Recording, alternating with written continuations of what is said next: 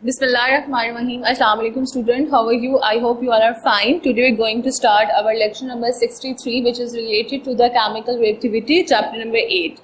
And this is the second last topic of this chapter and also the book. और उसके बाद इंशाल्लाह ताला हम अपनी रिवीजन को स्टार्ट करेंगे.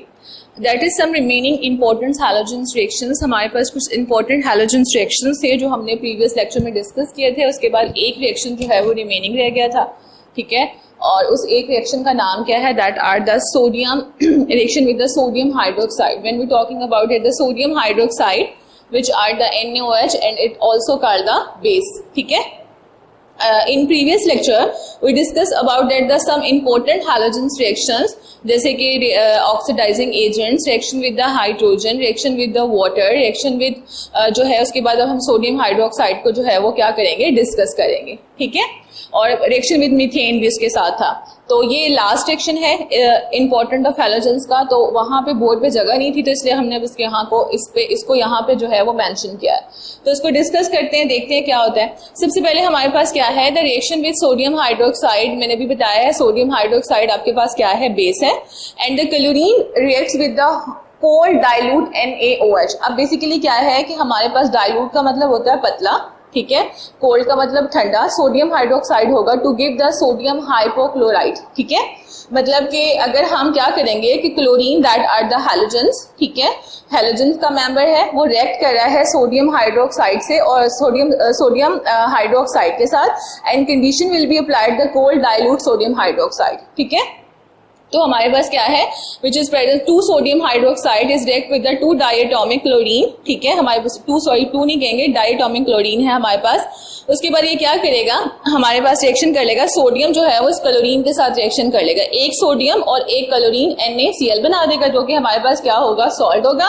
एंड देन अब क्या बनाएगा, यहाँ पे क्या बचा, एक सोडियम और एक ही क्लोरीन और यहाँ से हम क्या लेंगे, ऑक्सीजन, ठीक है. तो एक ऑक्सीजन हमने लिया तो ये क्या बन जाएगा, सोडियम हाइपोक्लोराइड बन जाएगा और साथ में क्या बचेगा, वाटर मॉलिक्यूल, ठीक है. इसी तरह से दूसरी कंडीशन जो अप्लाइड होगी इस रिएक्शन के अंदर वो ये है कि chlorine react with the hot concentration. अब यहाँ पे कंसंट्रेशन की बात की है तो ये पहले वो कोल्ड सोल्यूशन और कोल्ड डाइल्यूट सोडियम हाइड्रोक्साइड था. अब ये हॉट कंसंट्रेटेड जो है, मतलब कंसंट्रेटेड का मतलब क्या होगा, गाढ़ा सोडियम हाइड्रोक्साइड होगा. To give the sodium chloride क्या बनाएगा, सोडियम क्लोराइड बनाएगा और सोडियम क्लोरेट बना देगा, ठीक है. And the water, the 3 products are formed in the reaction with chlorine with the hot concentration of the sodium hydroxide. तो यहाँ पे 6 सोडियम हाइड्रोक्साइड है, तो यहीं से पता चल रहा है कंसंट्रेशन इंक्रीज हो गई है. That is react with the 3 diatomic जो है वो हमारे in the form of chlorine है, तो 3 क्लोरीन है, 3 to the 6, ठीक है. उसके बाद अब एज इट हमने 5 सोडियम क्लोराइड यहाँ पे दिया, 5 सोडियम आ गए और 5 ही हमारे पास क्या आ गए, क्लोरीन आ गए. उसके बाद फिर एक सोडियम, यहां से हम लेंगे एक ऑक्सीजन, फिर हम लेंगे 3 क्लोरीन एंड साथ में हमारे पास क्या बनेगा, वाटर मॉलिक्यूल. अब यहाँ पे ये क्या बना है, this is called the sodium chloride और ये हमारे पास बना है सोडियम क्लोरेट, ठीक है. अब ये आपका रिएक्शन कंप्लीट हो गया और अब हमने डिस्कस करना है इस चैप्टर का last topic which is very important, which are the significance of the non metals. जब हम सिग्निफिकेंस ऑफ नोन मेटल्स की बात करते हैं तो बहुत सारी ऐसी नोन मेटल्स हैं जिनको हम डिस्कस करते हैं, ठीक है. अब जैसे फॉर एग्जांपल जब मैंने आपको नॉन मेटल पढ़ाया था तो नॉन मेटल में बेसिकली हमने पढ़ा था कि हमारे पास कार्बन हो गया, ऑक्सीजन हो गया, नाइट्रोजन हो गया, फ्लोरीन हो गया, क्लोरीन हो गया, ब्रोमीन हो गया, दैट ऑल आर द हमारे पास क्या था, non metals. And what are the non metals, the non metals are the electronegative. They have to ability to gain the electron या दे एक्सेप्ट द इलेक्ट्रॉन्स, वो electrons को accept करने की ability को रखते हैं, ठीक है. तो अब जरा नॉन मेटल की कुछ सिग्निफिकेंस है, इंपॉर्टेंस है, वो हम डिस्कस करेंगे. तो इसको देखते हैं और ये मैंने पूरा एज इट बुक वाला ही लिखा हुआ है, पॉइंट्स बनाए हुए, पॉइंट्स को आपने जरूर हाईलाइट करना है. और ये यहाँ से बहुत सारी इंफॉर्मेशन आपको मिलेगी और वो इंफॉर्मेशन आपको एज अ आम रूटीन में भी, डेली रूटीन में भी आपके काम आएगी और वैसे स्टडी के वे में भी आपको बहुत सारी इंफॉर्मेशन इसकी मिलेगी.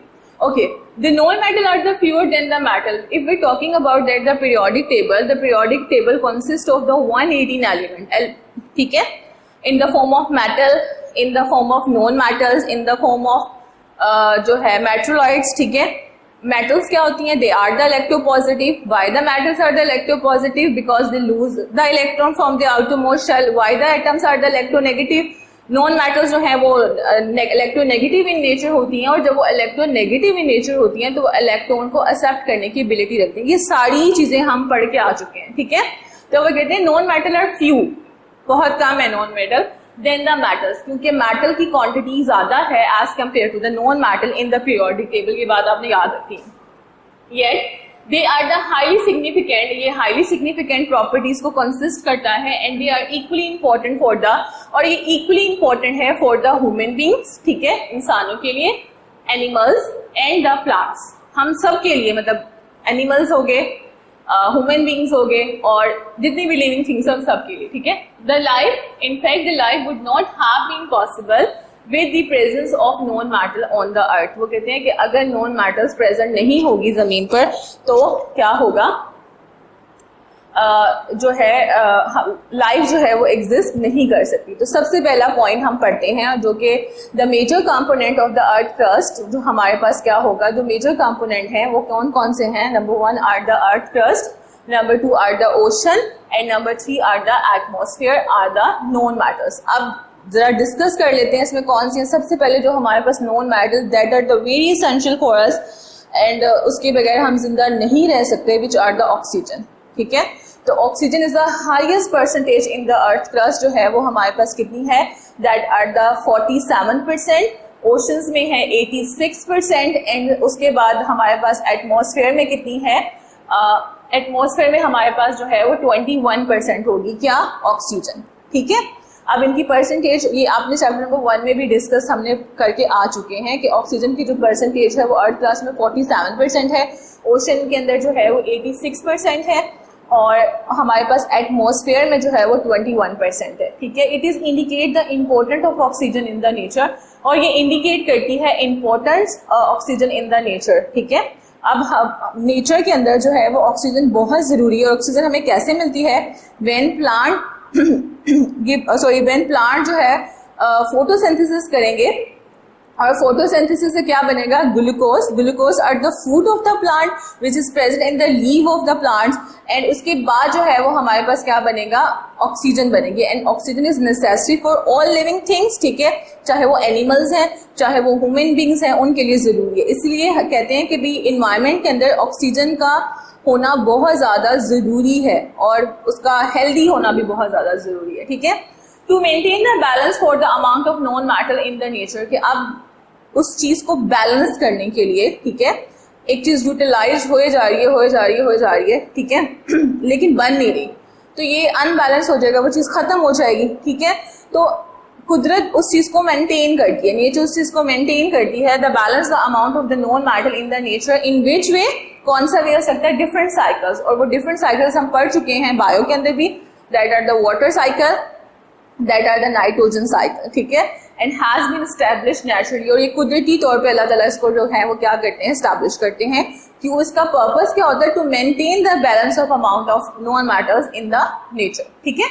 उसके बाद हमारे पास second point is that the non matter are essential part of the body structure of all living things. अब इसके अलावा जो नॉन मैटर्स हैं that are the very essential, बहुत ज्यादा एसेंशियल है, इंपॉर्टेंट है, the part of body structure, जो बॉडी का स्ट्रक्चर बनता है उसके लिए, फॉर ऑल लिविंग थिंग्स। अब कैसे, जैसे अब ह्यूमन बीइंग की एग्जांपल लेते हैं, ये आपने एमसीक्यूज के लिए भी हाईलाइट करना है। The human body is made up of about 28 elements. आपका एमसीक्यूज बन गया कि जो ह्यूमन बॉडी है वो मेड अप करती है अबाउट 28 जो है वो एलिमेंट्स के साथ, ठीक है, कितने एलिमेंट्स के साथ, 28 एलिमेंट के साथ, but 96% of the mass of human body is made up of 4 elements. वैसे तो हमारी बॉडी जो है वो 28 एलिमेंट्स के साथ मेड अप करती है, लेकिन 4 ऐसे एलिमेंट हैं, ठीक है, जो कि हमारी बॉडी का 96% हिस्सा बनाते हैं। कितना, 96%, that is also highlight for the MCQs point. और उसमें वो कौन कौन से एलिमेंट्स हैं, कौन कौन से एलिमेंट रिलेट करते हैं। Number 1 are the oxygen, oxygen की परसेंटेज हमारे पास होगी 65%, कार्बन की परसेंटेज होगी हमारे पास 18%, हाइड्रोजन की परसेंटेज होगी 10%, और नाइट्रोजन की परसेंटेज होगी 3%।